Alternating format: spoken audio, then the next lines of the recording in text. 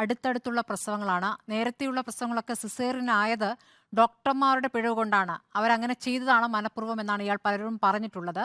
ചികിത്സയ്ക്ക് ആശുപത്രിക്ക് പോകണമെന്ന ആഗ്രഹമുണ്ട്. പക്ഷേ ഭർത്താവിനെ ഭയമാണ്, ഉപേക്ഷിക്കുമോ എന്നുള്ള ഭയമാണ് എന്നാണ്. ഈ അക്യുപങ്ക്ചർ ചികിത്സ വഴി സാധാരണഗതിയിൽ വേദന കുറയ്ക്കാനുള്ള സംവിധാനമാണെന്ന് പറയുന്നു. ഇതുവഴി പ്രസവം എന്നത് എങ്ങനെ ഇവർ വിശ്വാസത്തിലെടുത്തു എന്നാണ് മനസ്സിലാക്കേണ്ടത്. നമ്മുടെ രാജ്യത്ത് എല്ലായിടവും തന്നെ മോഡേൺ മെഡിസിന് എതിരായിട്ട് വളരെയധികം പ്രചരണമുണ്ട്.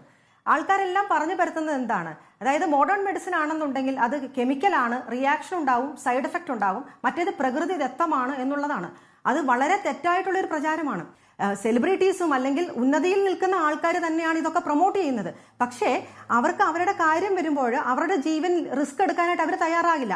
അവരതിനു വേണ്ടിയിട്ട് പരസ്യത്തിന് നിൽക്കുകയോ അല്ലെങ്കിൽ അത് പ്രൊമോട്ട് ചെയ്യുകയോ ചെയ്താലും അവരുടെ കാര്യം വരുമ്പോൾ അവരെ ഏറ്റവും മികച്ച ട്രീറ്റ്മെന്റ് വിദേശത്ത് പോയാലും എടുക്കാനായിട്ട് അവർക്ക് ഹെൽപ്പുണ്ട്, അവരത് ചെയ്യുകയും ചെയ്യും.